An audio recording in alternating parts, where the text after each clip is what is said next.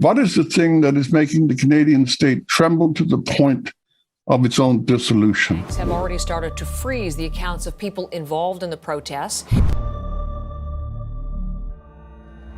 Because he's so supremely unqualified to be prime minister that it's started to flood with protesters who demanded a change of government. I don't know what to make of all of this because it's happening so quickly. I can't believe the state to which the country is degenerated. I've been in contact with a reliable source within the Canadian military, and he told me today by email that if I had any sense, I'd take my money out of the Canadian banks because the situation is far worse than I've been informed. And so that's just one of many such messages I receive on a daily basis. So let's talk about the banks. So here's what our Prime Minister did last week. He permanently destroyed 20% of the population's faith in the entire Canadian banking system and stained the Canadian banking system's international reputation, I would say, for decades. And in any normal time, that in itself would have been enough to constitute sufficient grounds for a non-confidence vote for the government to be ousted. And that's only one of like the 7 things that happened last week that are of that magnitude. You can't even keep up with them. Imagine that you're on the side of Trudeau and the Trudeau government, and you're trying to make the case that this is an emergency that justifies the imposition of martial law. So what's the emergency exactly? Tell me, give me some evidence that there's an emergency of any sort. Even if, and I accept the challenge to be a devil's advocate, let me really try. What is the thing that is making the Canadian state tremble to the point of its own dissolution? Are all the provincial capitals under seizure? No, I don't think so. Oh, I got it. The Russians are coming down from the north, and they've got a fleet of the highest gunnery, and no, it's not that either. Maybe it's inflation, and if we kill the truckers, we ruin the truckers, we can take. Look, even trying to be advocate. Okay, great imposition. I'll go that far. Great imposition on the kind of comfort and tranquility of Ottawa, but there's been an awful lot of imposition on the tranquilities of every person in this country.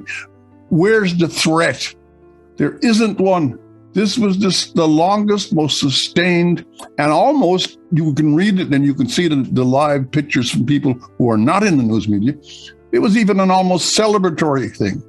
If even a delegation of the Trudeau cabinet had walked down the streets of Ottawa, had enough of parkers that they could sit outdoors and spend 2 hours talking to some of these real people, this could have been washed away. So even advocatus diabolus, I cannot do it because I cannot even in fantasy come up with reasons. Well, let me try. So let's say, all right, so this is it's a radical right-wing movement, and it's funded by MAGA money flowing in from the United States, and that there's a real threat of a January 6th style insurrection, and as a consequence, to protect Ottawa and the stability of the state, we have to make the trucker convoy illegal.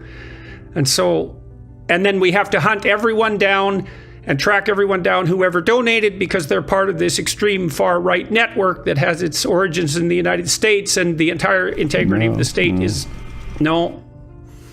Well, so does anyone believe that? It's like, so, because I don't get it. I don't even see why this is a wise move strategically for the Liberals. Well, I tell you, there is a reason why they believe it, because this is why I brought up the United States. It wasn't idle. They had a sustained 4 years of believing what was not true. I'm stating this with definitive force. It simply wasn't true. Putin did not own Trump. Now, people might not like to hear that, but it was a confection. It was a setup. And yet all of the great investigative powers of some of the greatest journals and television stations in all the world went with it day and night. I can't think of any other reason than belief in something like that could possibly justify what's happening, because I can't believe that. So I'm trying to look for alternative explanations, So, okay, the Liberal government has decided to implement a state of emergency. Okay, so here's a psychological explanation. Trudeau's father did that back in the 1970s, and Justin is constantly trying to prove his validity as a figure of masculine integrity. And I think there's probably some of that going on, because if there wasn't, wasn't, he wouldn't have run for prime minister to begin with, because he's so supremely unqualified to be prime minister that it's a complete bloody miracle that anyone can be narcissistic enough to assume that with that little knowledge, a role like that should be adopted. So that's definitely a factor. And so he's got to stand up and show that he can do it under duress. And then it's got to be the belief that there's something like a far-right conspiracy occurring, because invoking the Martial Law Act, the Emergency Act, is so preposterous a move that unless you actually believe that there was a signal threat of that paranoid sort, there's no way you could justify it strategically, because I cannot see how anyone could think through, including Chrystia Freeland, by the way, the notion that this is going to go over well over a period of something approximating a month. And I read the other day that because FinTrack never found any evidence of, radical foreigners colluding in a right-wing manner to fund the Freedom Convoy, that most of the information that the government depended on was actually generated by the CBC. And so then we have this feedback loop, right? Well, there's that, yeah, and that's a whole other bloody insane catastrophe, that funding site was hacked by a crazy activist, and then that information was distributed, and that distribution of stolen information is technically illegal, and the media jumped on that and the government capitalized on it. And it's got to be that they believe their own press. And that's so interesting, because they bought the press and paid them to tell them what they wanted to hear, and now they believe it and justify their policy as a consequence of that.